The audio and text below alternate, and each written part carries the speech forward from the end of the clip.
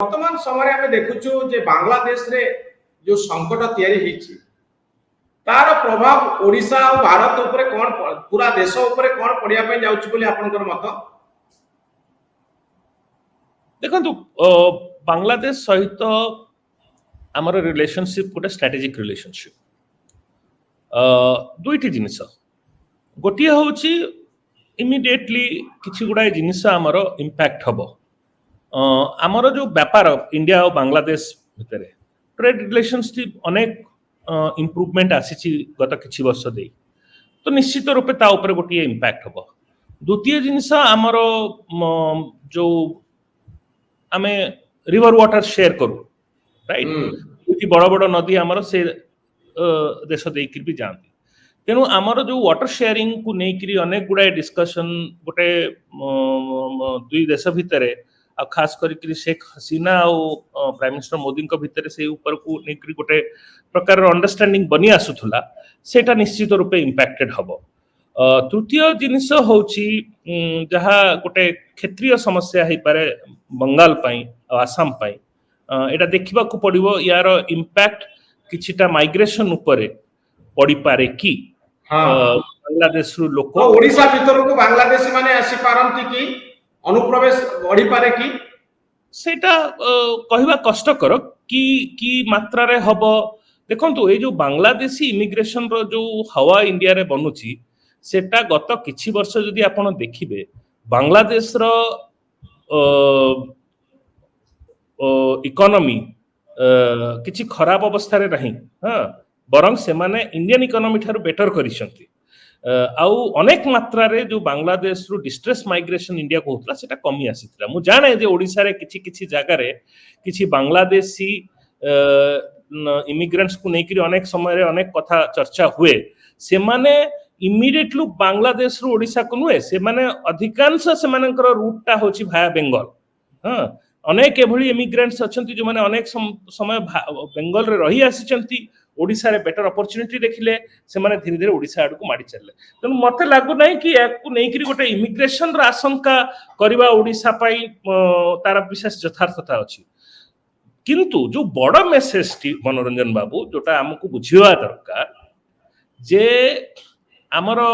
टिके south Asia रे जदी देखिबा पाकिस्तान गोटे फेल्ड स्टेट श्रीलंका गोटे फेल्ड स्टेट बांग्लादेश एबे गोटे फेल्ड स्टेट हला भलिया लागिलानी आ ए प्रत्येक जगह रे गोटिए कॉमन थ्रेड अनएम्प्लॉयमेंट आउ इकोनॉमिक इनइक्वालिटी इकोनॉमिक क्राइसिस गोटे प्रकार रही भारत वर्षर मैक्रो इकोनॉमिक सिचुएशन भल थाई पारे हमर गोटे बड़ इकोनॉमिक क्राइसिस आमे न देखि पारू सरकारंकर अर्थनैतिक अवस्था नै करी किंतु बेकारी समस्या आउ मुद्रास्फीतिर समस्या आउ इकोनॉमिक इनइक्वालिटी ए तीनोटी इंडिया रे बहुत तेजी मात्रा रे बढ़ी चली तेनु आज जहाँ बांग्लादेश रे हेइची जो छात्र मानकर विक्षोभ रु आरंभ हेइची एटा इंडिया रे इंडिया पाई भी गोटे वार्निंग इंडिया रा शासक वर्ग को पाई भी गोटे वार्निंग कि आमे जो 8% 7% आर्थिक अभिवृद्धि को नहीं सब बेले ताली मारुछु किंतु ए जो अनएम्प्लॉयमेंट इन्फ्लेशन आउ इकोनॉमिक इनइक्वालिटी एटा को अणदेखा करि देइछु तार फलाफल हमकु भी भविष्य रे भोगिबा को पड़ी पारे जहाँ बांग्लादेश रे तार गोटे बड़ मेसेज एटा गोटे वार्निंग हमर अपेक्षाकृत भाव में बांग्लादेश रो भारत रो परिस्थिति भलो अछि कि नाही भारत गोटे बहुत बड़ अर्थव्यवस्था तेणु भारत सरकारंकर अवस्था ठीक ठाक अछि किंतु भारत रे जो अर्थनैतिक समस्या आज रे उपजिछि सेटा आपण जदि कहबे कि आम केमिति कंपेयर करिवे आमे तो देखुचे कि प्रकार रे हमर अवस्था बहुत भलो अछि लक्ष लक्ष युवा आज बिना चाकरी रे जो परिमाण रे मुद्रास्फीति होउछि सेही परिमाण रे लोकंकर आय बढ़ू नाही किछि लोकंक पाखरे प्रत्येक दिन तांकर जो बढ़ी चली सामर्थ्य अर्थनैतिक सामर्थ्य आश्चर्यजनक मात्र किछिटा पुंजीपति सेमानंकर बिजनेस एते जोर बढ़ी एगुड़ सब लोकलोचन रे अछि मोर कहवा कथा है जहाँ आज बांग्लादेश रे हेछि सेटा गोटे प्रकार वार्निंग भी एठी आम मानक पई कि आमे जदि आमर अनएम्प्लॉयमेंट प्रॉब्लम आमर इन्फ्लेशन प्रॉब्लम आमर इकोनॉमिक इनइक्वालिटी रो प्रॉब्लम एहाकु जदि आमे एड्रेस करिबा नाही एहाकु जदि आमे सीरियसली न नेबा काली कि आमर भी से भली अवस्था हे परिबो आमर भी से भली अवस्था हे पारे से तो राजेश महापात्र आपण तो जाने पे चाहबो जे प्रधानमंत्री थिले हसीना से जेतबेले भारत को आछंती वर्तमान समय आपण भाबुचंती कि गोटे स्टेबल गवर्नमेंट बांग्लादेश रे हे परिबो देखो बांग्लादेश राजनीति को मुझे क्लोजली फॉलो करे नहीं तेणु अर्थनीतिज्ञ वर्तमान दायित्व रे रहउचंती ना प्रोफेसर यूनुस हाँ किंतु देखो प्रोफेसर यूनुस को ही बांग्लादेश माने जहां ग्रामीण बैंक सक्सेस जो क्षुद्र मध्यम वर्ग व्यापार को एते केमिति आगे आगो को बढ़ा जाय परिबो ता द्वारा माइक्रो फाइनेंस थ्रू कि भली लोक मान को एम्पावरमेंट कराओ पड़िबो से जहां एफर्ट्स को पूरा विश्व भर रे लोके रेस्पेक्ट करूथिले ताहां को बांग्लादेश सरकार कोन कला अनेक जिनिस को नेकी दोषी बनाई देला आज तांको ऊपरे ये दिया जाइछि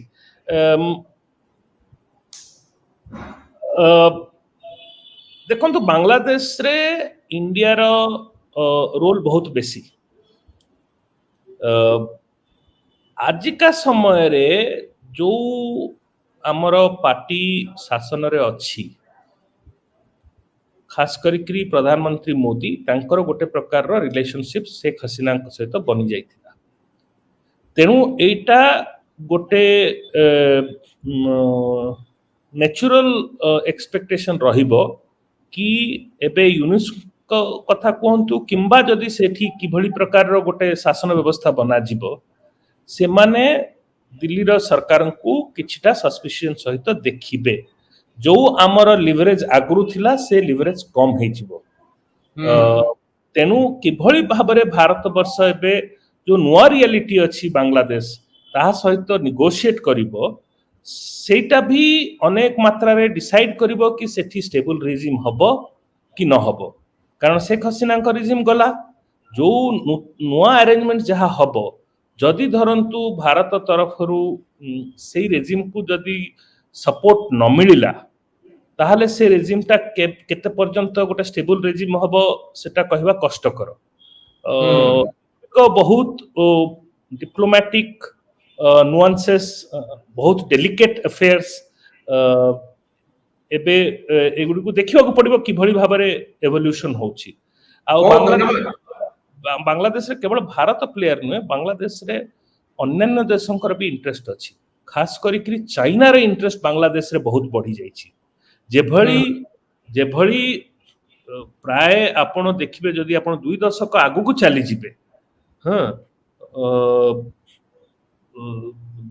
2000 पर्यंत बांग्लादेश रे मेन फैक्टर इंडिया फैक्टर गोटे रहउथला जदि एक्सटर्नल फैक्टर हिसाब रे देखा जिवो किंतु आजिका समय रे बांग्लादेश रे दियोटी फैक्टर जे भली हमें श्रीलंका रे देखिलु जे भली हमें मॉरिशस रे देखिलु जे भली हमें नेपाल रे देखुछु जे भली आपण पाकिस्तान रे देखुछु पूरा साउथ एशिया रे जिते देश अछि एबे प्रत्येक देश रे आगुरु इंडिया गोटे मात्र बड़ फैक्टर रहउथला एबे जेतिकी मात्रा रे इंडिया गोटे फैक्टर सेतिकी मात्रा रे चाइना गोटे फैक्टर चाइना रो अनेक इन्वेस्टमेंट एबे बांग्लादेश रे लागि जाइछि ढाका को गोटे मॉडर्न सिटी करिवार